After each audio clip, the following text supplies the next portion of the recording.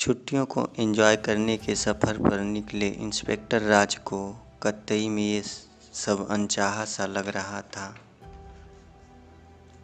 Inspector राज एक कर्तव्यनिष्ठ और ईमानदार तथा साहसी पुलिस ऑफिसर था, जिसकी काबिलियत पर हर किसी को गर्व था, खासकर डिपार्टमेंट के लोगों को। आगे चलकर जुर्म और जुर्म के आकाओं से उसका सामना कराती हैं।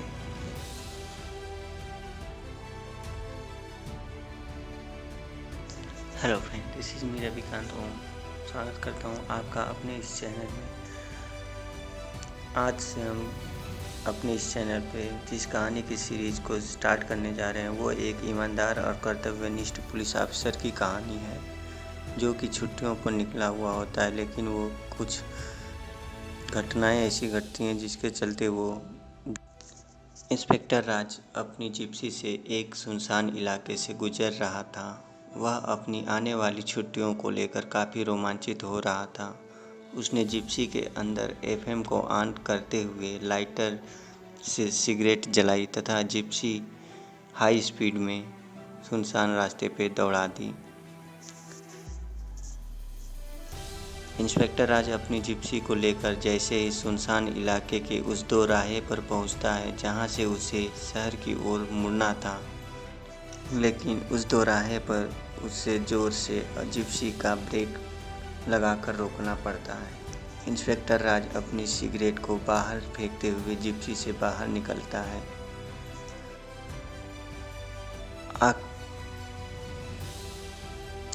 इंस्पेक्टर राज बाहर निकलने के बाद चारों तरफ देखता है, कोई नहीं था, लेकिन एक कार खड़ी थी दोराहे पे। वो कार की तरफ बढ़ते हुए कहता है, आखिर किस मूर्ख ने अपनी कार को यहाँ बीच रास्ते पर खड़ा कर रखा है। ऐसा सोचते हुए वो आगे बढ़ता है। कार के पास पहुंचकर वो आगे की विंडस्क्रीन से अंदर देखने की कोशिश करता है, लेकिन अंदर कोई नज़र नहीं आता है। जिसके बाद वो चारों तरफ देखते हुए आवाज़ लगाता है, लेकिन उसका ऐसा करना उसे सिर्फ निराशा ही देता है और उसकी आवाज़ उन सुनसान रास्तों पर खोती सी चली जाती है, जिनका कोई उत्तर उसे नहीं मिलता है। अब इंस्पेक्टर राज किसी घटना की आशंका से उसको चारों तरफ से देखते हुए कार के दाएं साइड वाले दरवाजे को खोलता है, जो कि पहले से ही अधखुला सा था। अंदर का नज़ारा देखते ही इंस्पेक्टर राज चौंक सा जाता है। कार के अंदर सेकेंड रो की सीट तथा फर्श पर खून पड़ा था। कार के अंदर पड़ा खून अभी ताज़ा था। इस सुनसान रास्ते पर या तो किसी को मारकर झाड़ियों में फेंका गया होगा या उसे आसपास कहीं जला दिया गया होगा, सबूत मिटाने के उद्देश्य से। ऐसा इंस्पेक्टर राज सोचते हुए अपनी जिप्सी की तरफ बढ़ता है।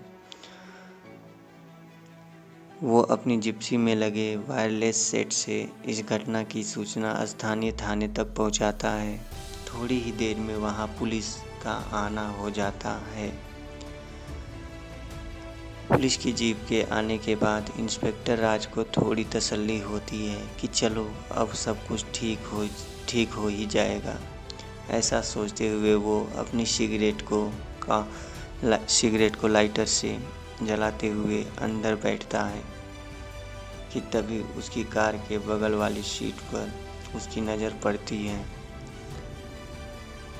ड्राइवर के बगल वाली सीट पर नज़र पड़ते ही वो एक बार फिर चौंक जाता है, क्योंकि जिप्सी के बगल वाली सीट पर खून पसरा हुआ था, वो भी ताज़ा, जिसे देखकर चौंक सा जाना स्वाभाविक सी बात। इंस्पेक्टर राज जिप्सी से झटके से बाहर की तरफ निकलता है तथा खून की तरफ एकटक देखते हुए वो सिगरेट को चिंतित होते हुए बाहर फेंक देता है।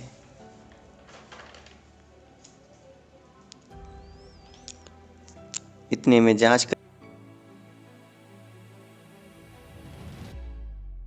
करने के लिए आई हुई पुलिस की तरफ से हवलदार झूलेलाल इंस्पेक्टर राज को इतना चिंतित देखकर कहता है, साहिब क्या हुआ? आप परेशान क्यों हैं?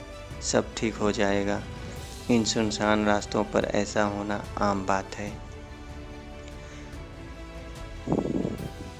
ऐसा कहते हुए झूलेलाल की नज़र जिप्सी की को पैसेंजर सीट पर पड़ती है, जिसे देखकर वो भी चौंक सा जाता है कि तभी मौसम ख़राब होने की वजह से बरसात होने लगती है और उस सुनसान से दो राहों वाले रास्ते पर अब 3 गाड़ियों के अलावा झूलेलाल, 2 कांस्टेबल और इंस्पेक्टर राज थे। भीगते हुए इस सोच में डूबे हुए थे कि कहीं तो कुछ है या कुछ होने वाला है जो कि अभी अनजाना सा है, बिल्कुल इन सुनसान रास्तों की तरह। झूलेलाल अंदर आते ही कहता है, साहब ये देखो, कल का रिपोर्ट है। हम कहते रहे ना कि यहाँ पे आए दिन सब हंसी मजाक लोग करते रहते हैं किसी न किसी के साथ। अब आपके साथ भी ऐसे कि कोई मजाक किया है। ये देखिए रिपोर्ट में लिखा है कि ये किसी जानवर का खून है।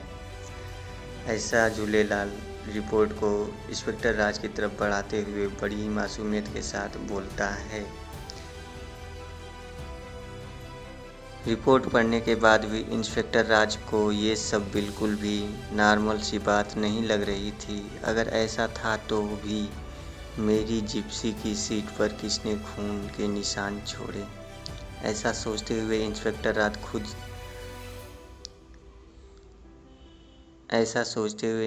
राज खुद ही इस सब से पर्दा हटाने की सोचता है, लेकिन कैसे? सामने वाले ने कोई क्लू कोई छोड़ा ही नहीं है सिवाय खून के निशान के।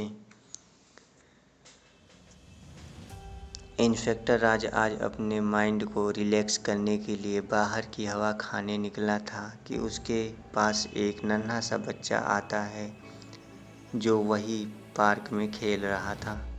अंकल ये लेटर आपके लिए, ऐसा कहते हुए वो बच्चा लेटर राज के हाथों में थमाता है। लेटर को लेते हुए इंस्पेक्टर राज ने बच्चे से पूछा, किसने दिया ये लेटर? जिसके जवाब में बच्चे ने बड़े ही मासूमियत से कहा, वो जो ब्लू कलर का सूट पहने बैठे हैं ना, उन्होंने ही दिया मुझे आपको देने के लिए। लेटर को हाथ में लिए जैसे ही इंस्पेक्टर राज आगे बढ़ता है, वो आदमी ब्लू सूट वाला तेज गति से दौड़कर गायब हो जाता है। पार्क में घटी इस घटना के बाद अब इंस्पेक्टर राज को यकीन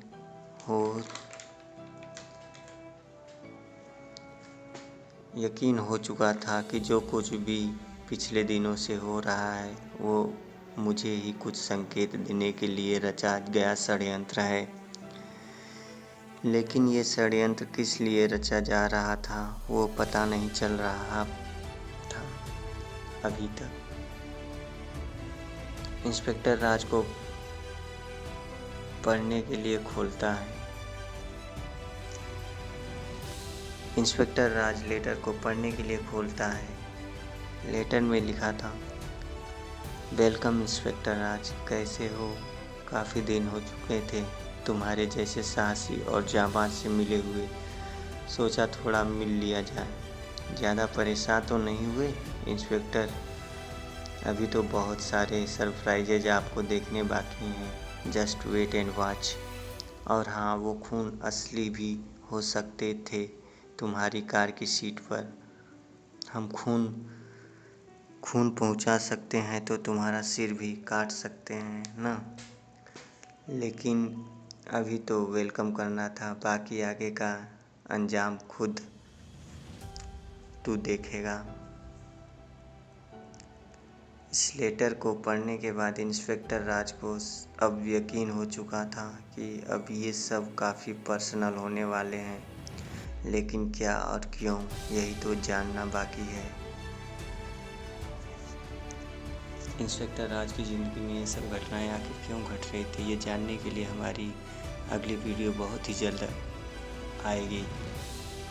तब तक के लिए इस चैनल को प्लीज़ लाइक ज़रूर करें, सब्सक्राइब भी कर लें और साथ ही साथ बेल आइकन को ज़रूर प्रेस कर लें ताकि हमारी नेक्स्ट आने वाली वीडियो के बारे में आपको सबसे पहले पता चले।